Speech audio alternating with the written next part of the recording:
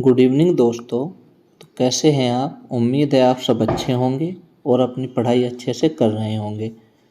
तो वेलकम है आपका अपने यूट्यूब चैनल @JustRoyalMalik में। जैसा कि आप सब जानते हैं, हम आपको यहाँ पे BPEd की थ्योरी क्लासेज करवा रहे हैं।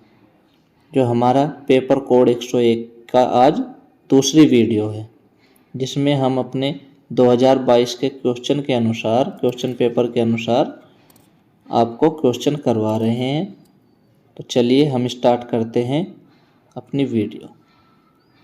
आज का हमारा टॉपिक है क्वेश्चन नंबर 2। कल हमने बात की थी शारीरिक शिक्षा को परिभाषित कीजिए, उसके उद्देश्य का विस्तार से वर्णन कीजिए। तो कल ये हम कर चुके हैं। अगर किसी ने वीडियो नहीं देखी तो चैनल पे जाके देख सकते हैं। आज हमारा क्वेश्चन है 2। क्वेश्चन नंबर 2 है, शारीरिक शिक्षा से आप क्या समझते हो? शारीरिक शिक्षा का क्षेत्र क्या है? यानी कि पहले तो आपको बताना है कि आप शारीरिक शिक्षा से क्या समझते हो। इसमें शारीरिक शिक्षा का अर्थ और 1-2 परिभाषा लिख देंगे, जो हमने आपको पहली वीडियो में पढ़ाई है, सेम टू सेम वही है। दूसरी चीज़ की बात अगर करें तो इसमें कहा गया है कि शारीरिक शिक्षा का क्षेत्र क्या है, यानी कि शारीरिक शिक्षा हमारे जीवन में कहाँ कहाँ काम आती है, उसके बारे में हमें बात करनी है। हम इसमें थोड़ा सा हेडिंग डाल के लिख देंगे शारीरिक शिक्षा का क्षेत्र। हेडिंग डालेंगे और लिखेंगे शारीरिक शिक्षा एक व्यापक अवधारणा है और इसका क्षेत्र भी काफ़ी व्यापक है। यानी कि शारीरिक शिक्षा एक व्यापक का मतलब होता है बड़ी अवधारणा है और इसका क्षेत्र भी काफ़ी बड़ा है। और फिर लिखेंगे यह मात्र शारीरिक क्रियाकलापों या व्यायामों तक ही सीमित नहीं है। यानी कि यह शारीरिक शिक्षा हमारी क्रियाकलापों या जो हम क्रियाएं करते हैं या शरीर से संबंधित जो व्यायाम करते हैं वहाँ तक ही सीमित नहीं है। इसमें व्यक्ति के विकास के सभी पहलू सम्मिलित होते हैं। यानी कि इसमें जो भी व्यक्ति का विकास होता है, जैसे शारीरिक विकास, मानसिक विकास, सामाजिक विकास, शरीर से संबंधित सभी पहलू इसमें आ जाते हैं। यह बहुत ही विस्तृत क्षेत्र है और मानव कार्य व्यापक के सभी पक्षों का संज्ञान लेता है। यानी कि यह बहुत ही विस्तृत क्षेत्र है। विस्तृत का मतलब होता है काफ़ी बड़ा क्षेत्र, और मानव कार्य व्यापार के सभी क्षेत्रों का, यानी जो व्यक्ति जीवन से लेकर मरने तक की जितने भी व्यापार से मतलब है यहाँ पे जितने भी जीवन क्रियाएं करता है उन सब का संज्ञान लेती है शारीरिक शिक्षा। फिर आगे, शारीरिक शिक्षा उन सभी छात्रों तक ही केंद्रित नहीं है जो स्कूल या कॉलेजों में पढ़ाई कर रहे हैं, बल्कि यह जनसंख्या के हर वर्ग का बिना आयु, लिंग, शारीरिक योग्यता, शारीरिक स्तर के भेदभाव के सभी को सम्मिलित करता है। यानी यह किसी को भी भेदभाव से व्याप्त नहीं करता। ये इसके अंदर कोई भी भेदभाव नहीं आता, चाहे कोई कितनी भी आयु का है, कितना भी बड़ा है, कितना भी छोटा है। इसमें सभी बच्चों से लेकर बड़े तक के सभी व्यक्ति सम्मिलित हो जाते हैं, चाहे कोई महिला है या पुरुष है, सबके लिए होती है शारीरिक शिक्षा। तो इसमें यही हमें बताया है। फिर इसमें कहा गया है शारीरिक शिक्षा कार्यक्रम केवल एथलीटों या खिलाड़ियों को प्रशिक्षित और उनकी दक्षताओं को विकसित करने के लिए नहीं होते, बल्कि यह सारी जनता की रुचियों व अवधारणाओं की भी पूर्ति करने के लिए होते हैं। यानी कि यह ना तो खिलाड़ियों के लिए और ना एथलीटों के लिए या किसी भी प्रकार के एक आदमी के लिए, केवल एक ही काम के लिए नहीं है। यह पूरे जनता के, सबके लिए और सभी रुचियों और आवश्यकताओं की पूर्ति के लिए कार्य करती है। तो इसमें हम इतना लिख देंगे। फिर आगे हम लिखेंगे व्यापक तौर पर हम शारीरिक शिक्षा कार्यक्रम को 4 भागों में बांटते हैं। यानी कि जो हमारे शारीरिक शिक्षा के कार्यक्रम होते हैं वो 4 भागों में बटे हुए होते हैं। यानी कि 4 भागों में, जैसे पहला भाग है लोक सेवा कार्यक्रम, यानी कि लोक सेवा के जो कार्यक्रम होते हैं उसमें शारीरिक शिक्षा का क्या काम है वो इसके अंदर हम लिखेंगे। जैसे यह कार्यक्रम निर्देशात्मक पहलू पर बल देता है। शारीरिक शिक्षा के बारे में ज्ञान दिलाने के साथ साथ यह स्वास्थ्य, स्वच्छता, प्रकृति, पर्यावरण और समाज शास्त्रीय, जैविक और मनोवैज्ञानिक सिद्धांतों के बारे में भी ज्ञान प्रदान करता है। अब दूसरा कार्यक्रम है हमारा, इसका नाम हमने रखा है अंतरंग कार्यक्रम।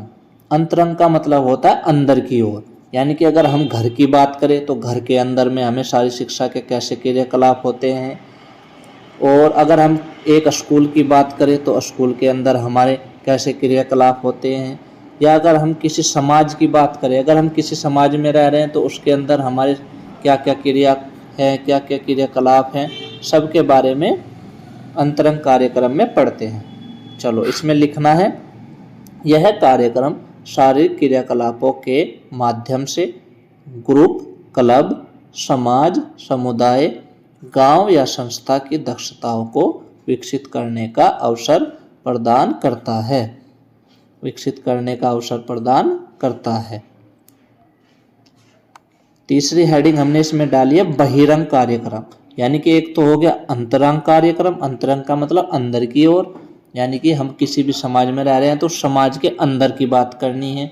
और बहिरंग का मतलब हो जाता है बाहर की ओर, यानी कि उस समाज को बाहर, उस समाज से बाहर क्या कार्यक्रम है, कैसे जुड़ना है, कैसे हमें समाज को जोड़ना है।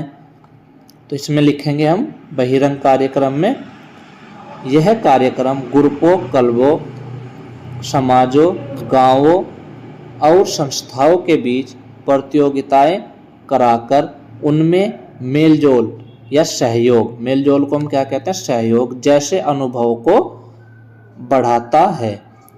तो हमने इसमें चौथा कार्यक्रम अपना रखा है फिटनेस एवं मनोरंजनात्मक कार्यक्रम, यानी फिटनेस होता है हमारे हेल्थ से संबंधित, और मनोरंजनात्मक होता है जो जिससे हमें मनोरंजन प्राप्त होता है, आनंद मिलता है। तो इसमें हम लिखेंगे इसमें हम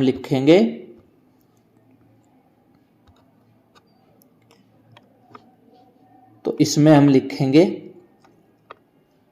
यह कार्यक्रम, चौथा हमने लिया है फिटनेस एवं मनोरंजनात्मक कार्यक्रम, यानी फिटनेस का मतलब है हेल्थ से और मनोरंजन का मतलब है आनंद से। इसमें हम लिखेंगे यह कार्यक्रम समय की मांग को देखते हुए सभी के लिए स्वास्थ्य एवं फिटनेस के अलग एवं भिन्न प्रकार के कार्यक्रम उपलब्ध कराता है। यानी कि हमारे आजकल नए नए जो गेम चल रहे हैं, नए नए खेल हैं, नए नए स्वास्थ्य क्रियाएं हैं, उनको करा करके और हमारे अंदर शारीरिक शिक्षा का अनुभव प्राप्त करवाता है, जिससे हम फिट रह सकें और साथ साथ हमें आनंद भी मिलता रहे। फिर आगे लिखते हैं यह व्यक्ति को रोमांच, एक्शन, क्रिया, व्यापार और दक्षता में योग्य बनाता है कि व्यक्ति अपनी आवश्यकताओं, इच्छाओं और भावनाओं को अभिव्यक्त कर सके। यानी यहाँ पे हमने लिखा है भावनाओं को कर लेना, आप यहाँ पे को अभिव्यक्त का मतलब होता है एक दूसरे के सामने प्रस्तुत करना। तो अपनी इच्छाओं, भावनाओं को एक दूसरे के सामने प्रस्तुत कर सके। तो ये तो हुए हमारे कार्यक्रम, जिनको लेकर के हम 4 हेडिंग बनाए हैं। और आगे हम इसमें लिखेंगे अपने खेल से रिलेटेड कहाँ कहाँ पे शारीरिक शिक्षा यूज होती है उसके बारे में। तो हम ब्लैक पेन से हेडिंग डालेंगे इसमें, वे शिक्षा कार्यक्रम में निम्नलिखित गतिविधियों को सम्मिलित किया जाता है। तो पहला हम डालेंगे हेडिंग एथलेटिक्स में। एथलेटिक्स में कैसे सम्मिलित किया जाता है वो लिखेंगे। इसमें लिखा, इसमें सभी ट्रैक एवं फील्ड स्पर्धाएं जैसे दौड़ना, कूदना, थ्रोइंग या फेंकना आदि आते हैं। यानी कि अगर एथलेटिक्स की बात करें तो एथलेटिक्स में क्या क्या क्रियाएं आती हैं, ट्रैक क्रियाएं आती हैं, जो ट्रैक पे हम दौड़ना, कूदना, फेंकना आदि क्रियाएं करते हैं। और फील्ड पे, ट्रैक एंड फील्ड पे जो जो भी स्पर्धाएं होती हैं वो एथलेटिक्स में आती हैं, जिसको हम दो भागों में बांटते हैं, इंडोर खेल और आउटडोर खेल। इंडोर खेल में टेबल टेनिस, बैडमिंटन, स्क्वैश आदि आते हैं। इंडोर का मतलब होता है जो ट्रैक पे या कोर्ट के अंदर खेले जाते हों, और आउटडोर खेल का मतलब होता है जो बाहर फील्ड के ऊपर खेले जाते हों, जैसे hockey, football, kabaddi, kho kho, cricket आदि। तो इसमें हम ये लिख देंगे। फिर दूसरी चीज में आता है युयुत्सु एवं आत्मरक्षात्मक। युयुत्सु का मतलब अंदर से, जैसे मुक्केबाजी, जूडो, कुश्ती, तलवारबाजी, घुड़सवारी आदि। फिर इसी में हम तीसरी हेडिंग डालेंगे जल क्रीड़ाएं, यानी कि जो खेल जल के अंदर होते हैं वो। पहला खेल है इसमें तैराकी, गोताखोरी, वाटर पोलो आदि। फिर इसी में हम चौथी हेडिंग डालेंगे छोटे या मुक्त खेल। जो छोटे खेल होते हैं ना, मुक्त खेल उनको बोलते हैं जो छोटे खेल होते हैं, जैसे कैरम बोर्ड, जो हम अपने घर पर या कहीं पर भी बैठ के खेल सकते हैं, मुक्त खेल उनको बोलते हैं, जैसे कैरम बोर्ड, चाइनीज चेस, शतरंज, डोंग एंड बोन या डोंग बॉल। जैसे इसके अंदर छोटे छोटे और भी आ जाते हैं, जैसे हम लूडो खेलते हैं घर पे, या हम कोई मोबाइल में गेम भी खेलने लगे, वो भी सभी इसमें मुक्त खेल में आएंगे। वाल्टिंग, हॉर्सिंग, पैरेलल बार्स आदि। छठी हेडिंग इसमें डालेंगे हम लोक नृत्य, यानी कि जो नृत्य है हमारे, ये भी तो शारीरिक शिक्षा से, हमारे शरीर से या हेल्थ से संबंधित है। तो इसमें हम डालेंगे गिद्दा, भांगड़ा, झूमर, गरबा आदि। या इसमें आप और भी डाल सकते हैं, जो भी आपके गेम याद होंगे या डांस याद होंगे वो। तो दोस्तों ये तो हुए हमारे शारीरिक शिक्षा का स्कोप कहाँ कहाँ है, गेम में कहाँ है और कार्य क्षेत्र में कहाँ है, इतना हम लिख देंगे। अब हम बात करेंगे शारीरिक शिक्षा के महत्व के बारे में, जो आपको किसी भी क्वेश्चन में ऐड करके पूछ सकता है। जैसे वो आपको पूछ सकता है शारीरिक शिक्षा क्या है, समझाइए और उसके महत्व पर प्रकाश डालिए। ऐसे भी क्वेश्चन बना सकते हैं कि समाज में धार्मिक क्रियाएं, पर्यावरण प्रदूषण और ये जो आपस में लड़ना, ये सब चल रहे हैं, इसने हमारी सामाजिक संतुलन को बिगाड़ दिया है, जिससे हमारी सभ्यता का अस्तित्व खतरे में पड़ गया है। जिसे बचाने के लिए मानव की शारीरिक, मानसिक, भावात्मक, सामाजिक, बौद्धिक दृढ़ता की आवश्यकता है, जिसके लिए शारीरिक शिक्षा एक महत्वपूर्ण भूमिका निभा रही है। आधुनिक युग में शारीरिक शिक्षा के महत्व को निम्न प्रकार से समझाया गया है। आधुनिक युग में शारीरिक शिक्षा का महत्व कहाँ कहाँ है वो हम इसमें हेडिंग डाल के लिख देंगे। जैसे हमने पहली हेडिंग डाली है बालक का सर्वांगीण विकास, यानी कि शारीरिक शिक्षा बालक का सर्वांगीण विकास भी करती है। तो इसमें हम हेडिंग डाल के लिखेंगे शारीरिक क्रियाकलापों के माध्यम से बालक का सर्वांगीण विकास होता है, जो क्योंकि इन क्रियाकलापों में भाग लेने पर उसे समय समय पर सामाजिक, नैतिक, मानसिक गुणों का प्रयोग करना होता है। यानी कि जैसे ही हम शारीरिक शिक्षा क्रियाकलापों में भाग लेंगे तो हमारा सर्वांगीण विकास होगा। या जैसे हम कोई खेल खेल रहे हैं तो उसमें हमारी बुद्धि भी काम करेगी, शरीर भी काम करेगा और आसपास के वातावरण में भी हम ढलेंगे, तो इससे हमारा सर्वांगीण विकास होता है। जिससे हमने दूसरी हेडिंग इसमें डाली है प्राकृतिक विकास। शारीरिक शिक्षा के द्वारा व्यक्ति का प्राकृतिक विकास कैसे होता है वो इसमें लिखेंगे। जैसे हमने लिखा है बालक का विकास गर्भ से लेकर वृद्धावस्था तक एक प्राकृतिक प्रक्रिया है, परंतु शारीरिक क्रियाकलापों द्वारा इसे सुचारू एवं व्यवस्थित किया जा सकता है।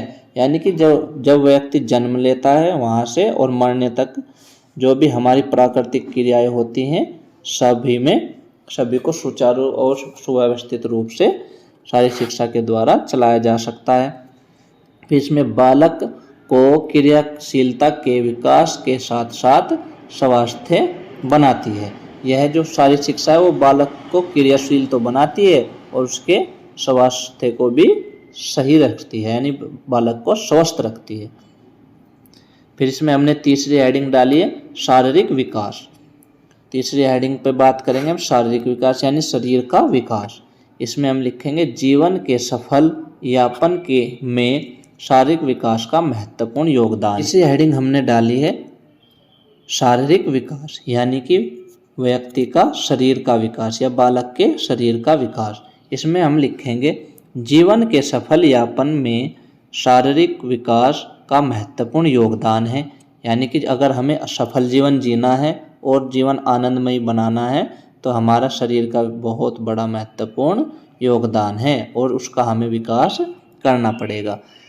फिर यदि बालक की, इसमें हम लिखेंगे यदि बालक की काया पुष्ट सुडौल हो तो वह आसानी से शारीरिक श्रम कर पाएगा। यानी कि अगर बालक सुडौल का मतलब होता है यहाँ से मजबूती से, मजबूत होगा तो वो शारीरिक श्रम का मतलब शरीर से मेहनत करना, श्रम का मतलब होता है मेहनत। यानी कि अगर शरीर बालक का सुडौल होगा तो शरीर से मेहनत कर पाएगा। स्वस्थ काया निरोगी भी रहती है। यानी कि अगर आदमी स्वस्थ होगा और काया उसकी स्वस्थ होगी तो उससे रोग भी दूर रहेंगे। अब चौथी हेडिंग हमने इसमें डाली है सामाजिक विकास। यानी कि शारीरिक शिक्षा के द्वारा सामाजिक विकास भी होता है बालक का। इसमें हम लिखेंगे जीवन के सफल यापन में शारीरिक क्रियाओं में भाग लेने पर सामाजिक गुणों जैसे ईमानदारी, खेल भावना, दूसरों का सम्मान, मित्रता, भाईचारा, सहयोग, सामूहिकता, राष्ट्रीय भक्ति, शिष्टाचार आदि का विकास होता है। आगे हम लिखेंगे शारीरिक शिक्षा आदर्श नागरिक बनाने में सहयोग करती है। यानी कि व्यक्ति का जब इतनी चीज़ों का विकास हो जाएगा, यानी उसके अंदर भाईचारा भी आ जाएगा, राष्ट्रीय भक्ति भी आ जाएगी, शिष्टाचार भी आ जाएगा, तो व्यक्ति क्या हो जाएगा, आदर्श नागरिक बन जाएगा। तो व्यक्ति आदर्श नागरिक बन जाता है। फिर हमने इसमें आगे लिखा है स्वहित की सोच से परे हटकर समाज कल्याण व देश हित की भावना रखते हैं। यानी कि वो अपने बारे में न सोचकर फिर पूरे देश के और पूरे राष्ट्र के बारे में सोचने लगते हैं।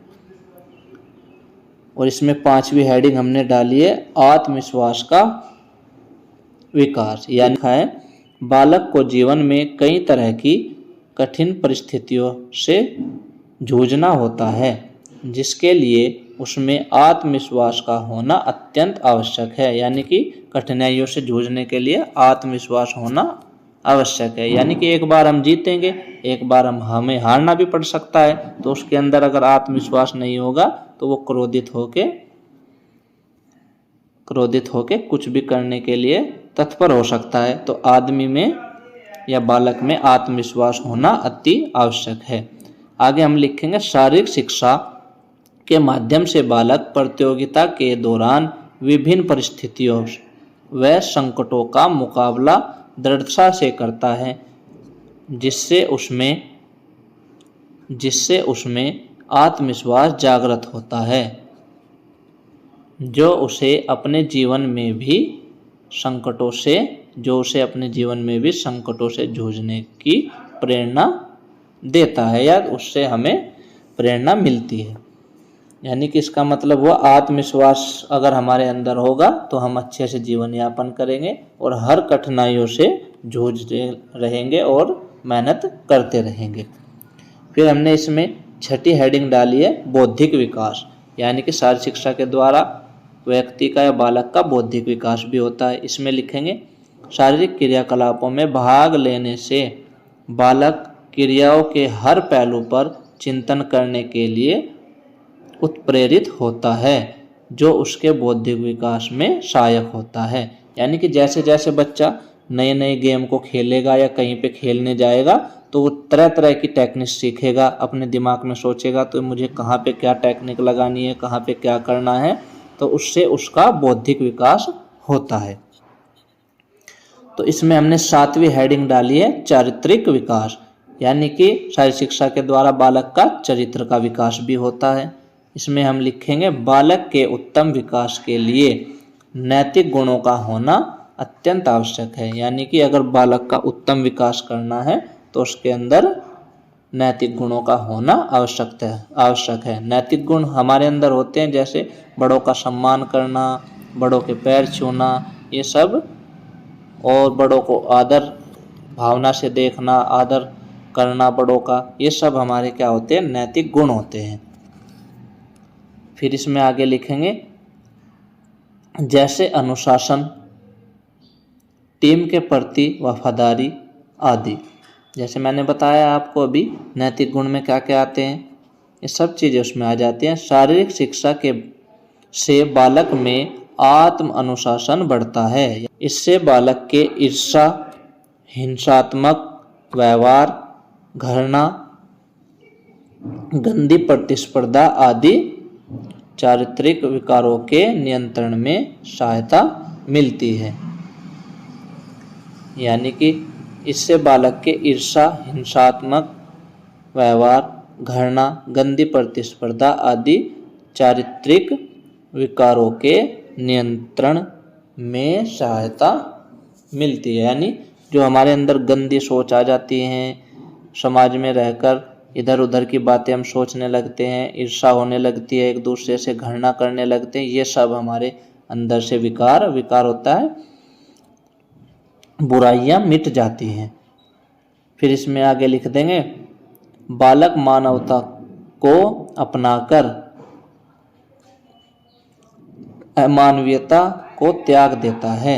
यानी कि बालक मानवता को अपनाकर अमानवीयता को त्याग देता है, यानी मानव के हित में कार्य करने की सोचता है, जबकि इधर उधर की बातें नहीं सोचता। फिर अब इसमें हमने 8वीं हेडिंग डाली है नेतृत्व के गुणों का विकास। नेतृत्व के क्या गुण हैं, इसमें लिखेंगे शारीरिक शिक्षा बालक में नेतृत्व के गुणों का विकास करती है, क्योंकि अच्छा नेता वही हो सकता है जिसमें आत्मविश्वास, ईमानदारी, दृढ़ता, वफादारी, सभी को साथ लेकर चलने का गुण हो। बालक को यह मौका खेल के मैदान पर मिलता है। इसमें 9वीं हेडिंग हमने डाली है खाली समय का सदुपयोग करना। यानी जो हमारे पास समय खाली होता है उसको हम कैसे उपयोग में लाए वो भी हम सीख जाते हैं। इसमें हम लिखेंगे व्यक्ति अपने दैनिक क्रियाकलापों को करने के पश्चात कुछ समय विश्राम करना चाहता है, जिससे वह अपने दैनिक शारीरिक व मानसिक थकान को उतार सके, तथा इसके लिए शारीरिक क्रियाकलापों, खेल कूद से बढ़कर कोई अच्छा विकल्प नहीं है, क्योंकि विविध मनोरंजनात्मक क्रियाएं व्यक्ति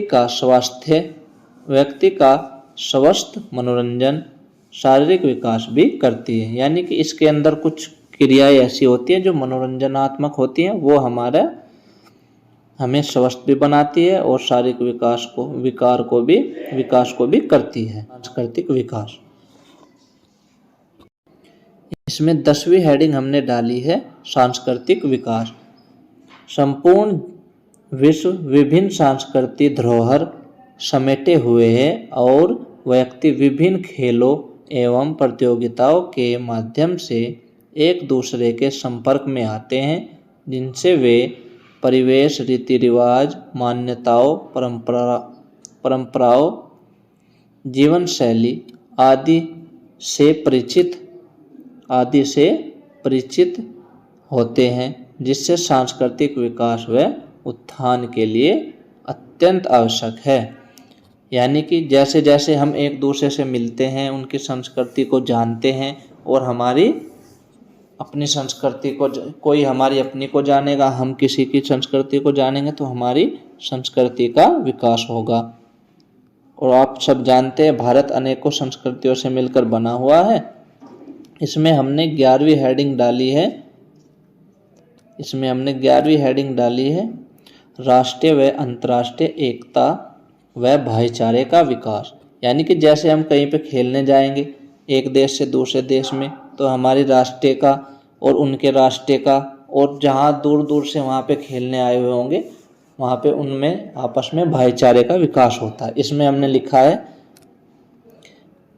विभिन्न स्पर्धाओं के दौरान बालक अपने धार्मिक भावनाओं, नस्ल, भाषा, जाति आदि भेद की भावनाओं को परे रखकर एक परिवार के सदस्य की तरह अपनी टीम के साथ खेलता है, जिससे उसमें एकता, भाईचारे व विश्व बंधुता की भावना का विकास होता है।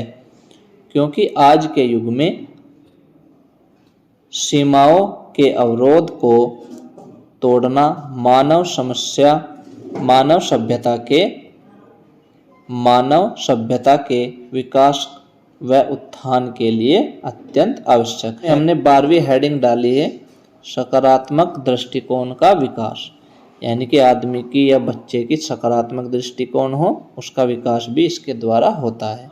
इसमें हमने लिखा है खेलों में भाग लेने से बालक जीत या हार की शालीनता से स्वीकार करके, जीत या हार को शालीनता से स्वीकार करने, नियमों का पालन करने, साथी खिलाड़ियों के साथ संयमित व्यवहार तथा कठिन परिस्थितियों में भी जूझने हेतु अक्षमता का विकास होता है।